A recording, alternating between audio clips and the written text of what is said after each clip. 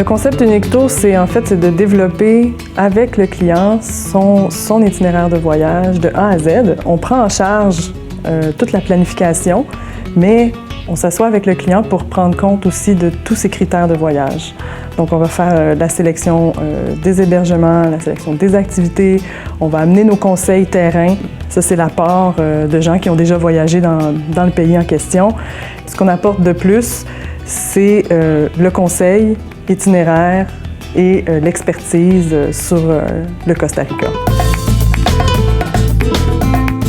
C'est un pays qu'on propose essentiellement pour les amoureux de la nature parce que c'est tellement riche en termes faune et flore.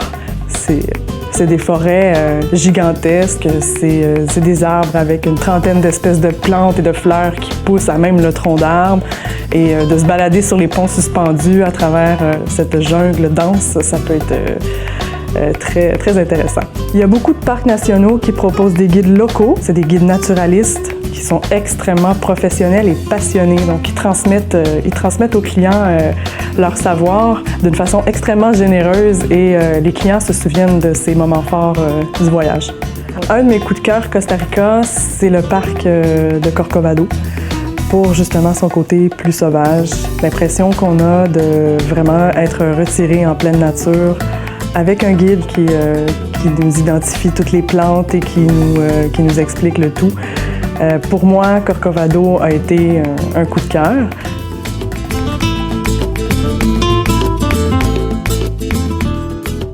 On y va aussi pour le combiner avec la plage, parce que c'est sûr que c'est un pays où on a les deux côtes, Caraïbes, Pacifique. Pour la plage, nous, on aime beaucoup proposer Manuel Antonio Dominical. Pourquoi? Parce que c'est des régions où on peut aussi, en plus de se reposer en bord de mer, il y a l'accessibilité à différentes activités en nature qui sont très proches du bord de mer. Évidemment, toute la région de la péninsule de Nicoya. On retrouve énormément de belles plages de sable blanc et c'est alors possible de faire du surf, de la pêche en haute mer. Donc, c'est là où l'expertise du conseiller devient très utile dans le choix de l'emplacement où on va s'arrêter pour la mer dans un itinéraire Costa Rica. Sur à peu près tous nos itinéraires Costa Rica, on va avoir au moins 1 ou 2 volcans au programme. Ce qui est très intéressant, c'est les volcans où on peut en fait monter avec la voiture pour aller voir la caldeira. Donc, ce ne sont pas des trekkings à proprement dit d'ascension de volcan.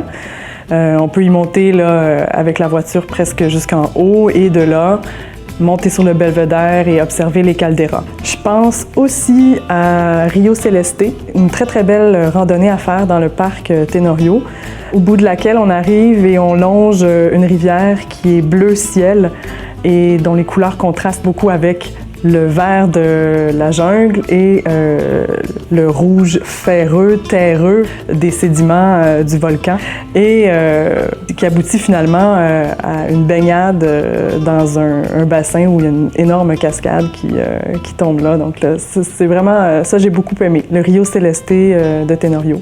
À bientôt sur les routes du Costa Rica avec Unique Tour!